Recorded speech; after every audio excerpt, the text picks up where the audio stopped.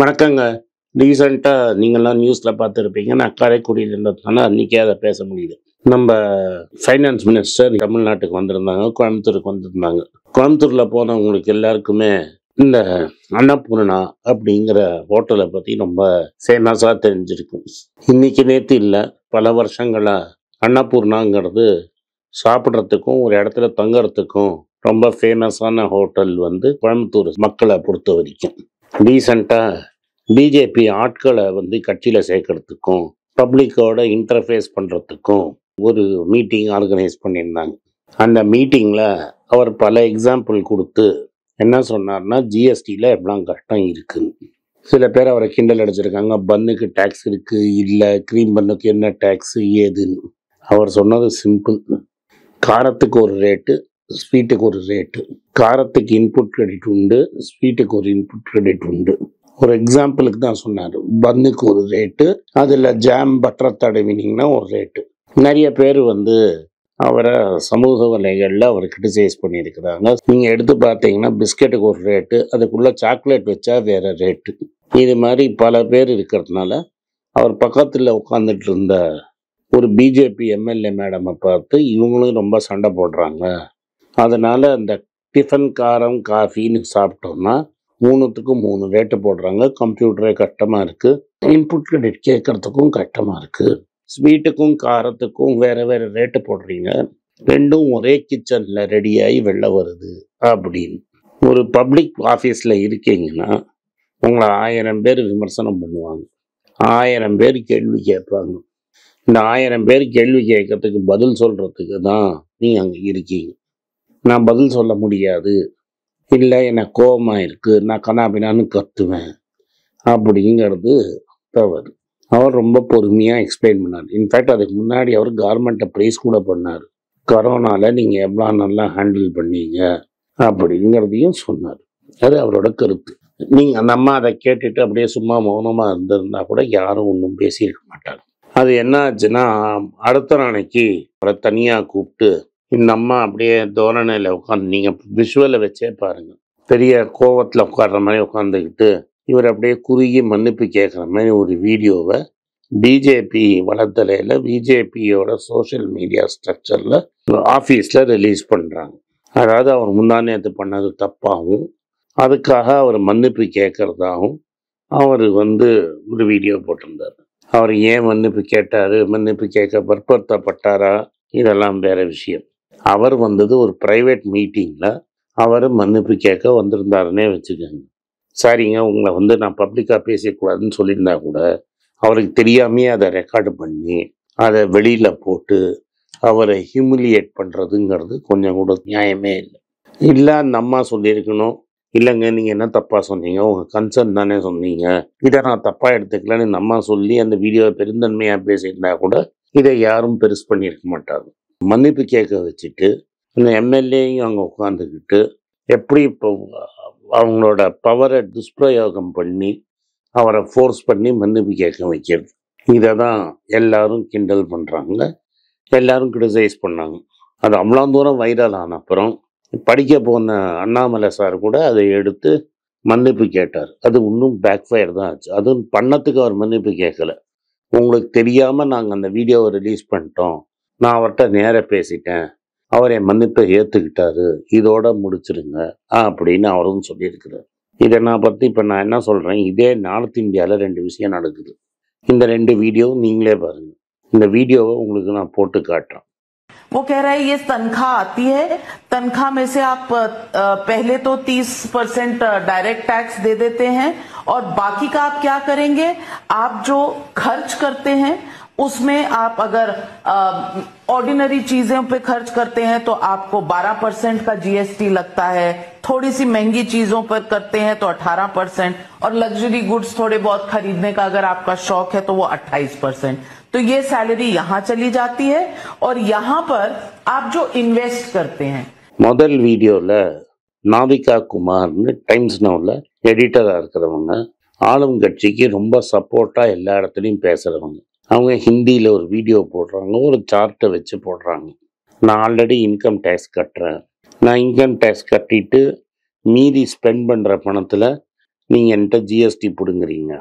GST பிடிங்கின அப்புறம் நான் பணத்தை கொஞ்சம் இன்வெஸ்ட் பண்ணி அதில் லாபம் சம்பாதிச்சா நீங்கள் லாங் டேர்ம் கேபிட்டல் கெயின்ஸுன்னு பிடுங்கிடுறீங்க.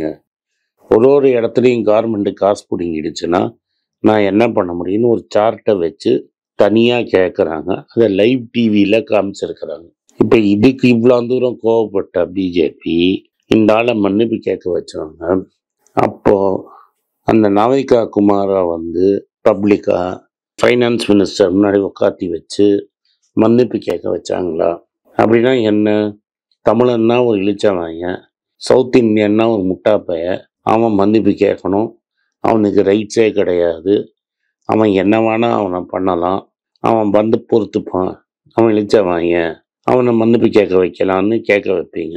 இதே ஹிந்தி பேசுகிறவங்க, ஹிந்தி பேச தெரியும் அப்படின்னா அவங்க என்ன பேசினாலும் நீங்கள் கண்டுக்காமல் அப்படியே விட்டுருவீங்க. நாவிகா குமார் பேசினதை இங்கே பார்த்துக்குங்க. சரி சார், நீங்கள் ஏதோ நாவிகா குமார் ஒரு வாட்டி பேசினதை நீங்கள் கேட்டுட்டீங்க, அது மாதிரி வேறு ஒன்றுமே நடக்கலை அப்படின்னு நீங்கள் நினச்சிங்கன்னா இன்னொரு வீடியோ காட்டுறேன். कहना है कहना है कहना है कहना है आज मैडम से पहली बार हो डिविडेंड के ऊपर लेती हो मैडम टैक्स क्यों बार बार. இந்த பட்ஜெட் டிஸ்கஷன் போது விஜய் கேடியான்னு இந்த மார்க்கெட்டில் ரெகுலராக பார்க்குறவங்க எல்லாரும் இந்த கேடியாவை தெரியாமல் நீங்கள் இருக்கவே முடியாது. ஏன்னா இந்த ட்விட்டரில், டிவியில் எல்லா இடத்துலையும் கேடியா எந்த ஸ்டாக்கை வாங்குறாரு, டிஸ்கஸ் பண்ணுறாருன்னு உங்களுக்கு தெரியும். அவர் வந்து கேடியா லிமிட்டட்னு ஒரு ஸ்டாக் புரோக்கிங் கம்பெனி வேறு வச்சுருக்கிறார். இவர் என்ன கடை வச்சுருக்கிறாரு? ஸ்வீட்டு கடை வச்சுருக்கிறாரு நம்ம ஸ்ரீனிவாசன் சார். கேடியா என்ன வச்சுருக்கிறாரு? ஸ்டாக்கு வாங்கி வைக்கிற கம்பெனி வச்சுருக்கிறார். இவர் தமிழர் அண்டு வீட்டில் தெலுங்கு மொழியும் வெளியில் தமிழில் பேசுகிறவர், தமிழ்நாட்டில் வேலை செஞ்சிட்ருக்கிறார். கேடியாவுக்கு முன்னாடி நாவிகா குமார் ஹிந்திலேயே பேசுகிறாங்க. இந்த கேடியா ஹிந்திக்காரர். அவர் இதே பட்ஜெட்டில் இவங்க போட்ட டேக்ஸை கிண்டலாக பாடுறாங்க. ஒரு பப்ளிக்காக ஒரு இடத்துல கிண்டல் அடிக்கிறார். அந்த பாட்டியும் உங்களுக்கு போட்டு காட்டுறேன். உங்களுக்கு ஹிந்தி தெரியாதுன்னா யாரையாவது பக்கத்தில் இருக்கிறவங்கள அந்த பாட்டை டிரான்ஸ்லேட் பண்ணி கேட்டுக்கோங்க. இந்த ஸ்ரீனிவாசன் சொன்னதோட மோர் அவமானமாக அந்த அவங்க 2 பேரும் பாடுறாங்க. இந்த கேடியா பாடுறாரு, கூட இருக்கிறவங்களாம் சிரிக்கிறாங்க, கைகுப்பி சிரிக்கிறாங்க. இந்த அம்மா பொறுமையாக கேட்டுட்டு இருக்குது. இப்போ நான் என்ன கேட்குறேன், கேடியாவை தனியாக பிடிச்சின்னு வந்து அந்த ஆளை வந்து மன்னிப்பு கேட்க வச்சீங்களா? உங்களுக்கு அவ்வளோ தைரியம் இருக்கா? இல்லை உங்களால் தான் பண்ணிட முடியுமா? அதாவது என்னன்னா, நீங்கள் தமிழ்நாட்டில் ஒரு பர்டிகுலர் ஏரியாவில், இந்த மயிலாப்பூர், டி நகர், இது மாதிரி ஏரியாவில் இருக்கிறவங்களா இருக்கிறதா நீங்கள் ரொம்ப ஏதோ பெரிய ஆள் மாதிரி நினப்பு. உங்களுக்கு அப்படியே பிறவிலேயே ஒரு அம்மையார் சொன்ன மாதிரி மூளை பெருசாக இருக்கும். அதனால் உங்களால் கணக்கு பெட்டராக போட முடியும்னு நினச்சிக்கிட்டு ஒருத்தர் வந்து நீங்கள் பண்ணுறது தப்புன்னு சொன்னால், கணக்கு கேட்டால் நீங்கள் தப்புன்னு சொன்னால் உடனே நீங்கள் அடுத்த நாள் ஆளை மிரட்டி உள்ளே கூட்டின்னு வந்து மன்னிக்க வைப்பீங்க, அந்த வீடியோவை கேட்பீங்க. இதே தமிழ்நாடு பிஜேபியை நான் கேட்குறேன், அண்ணாமலை தம்பியை பார்த்து கேட்குறேன், ஏன் அவங்க 2 பேரையும் அதுமாதிரி மன்னிப்பு கேட்க வைக்கல? அதுக்கு ஏன் உங்களுக்கு தைரியம் கிடையாதா? அப்படின்னா தமிழன்னா நீங்கள் என்ன வேணால் பண்ணுவீங்க, மிரட்டுவீங்க, நாங்கள் பார்த்துக்கிட்டு பூ பறிச்சுக்கிட்டு இருப்போம். இது எந்த ஒரு நியாயம்? அதுவும் வரி போடாதுன்னு சொல்ல, ஒரே வரியாக எல்லாத்துலேயும் போட்டிங்கன்னா ஈஸியாக இருக்குன்னு தான் சொல்கிறாரு. இதை விட்டுட்டு நீங்கள் வரி போட்டதே தப்புன்னு 2 பேர் ஹிந்திக்காரன் சொல்கிறச்ச அப்படியே பார்த்துட்டு ஒன்றும் ஆகாத மாதிரி போகிறீங்க. என்னங்க ஹிந்திக்காரன்னா ஒரு நியாயம், தமிழ்காரன்னு ஒரு நியாயமா? இது எங்கேருந்து வந்தது? முதல்ல இதுக்கு பதில் சொல்லுங்கள். இதனால தான் நாங்கள் பிஜேபியை கம்ப்ளீட்டாக எதிர்க்கிறோம். ஏன்னா அவன் இந்தியங்கிறதுலேயே தனித்தனியாக ரகம் பார்த்து பிரிக்கிறவன். லாங்குவேஜில் பார்ப்பாங்க, ஜாதியில் பார்ப்பாங்க, ரிலிஜனில் பார்ப்பாங்க. இதை பார்த்து நீங்கள் ஏமாறக்கூடாது. இந்த 3 வீடியோ உங்கள் முன்னாடியே நான் போடுறேன். இது நான் ரெடி பண்ண வீடியோ கிடையாது, யூடியூப்பில் இருக்கிற வீடியோ. 3 வீடியோ நீங்களே பார்த்து நீங்களே புரிஞ்சுக்கோங்க என்ன ஆகுது. நன்றி, வணக்கம்.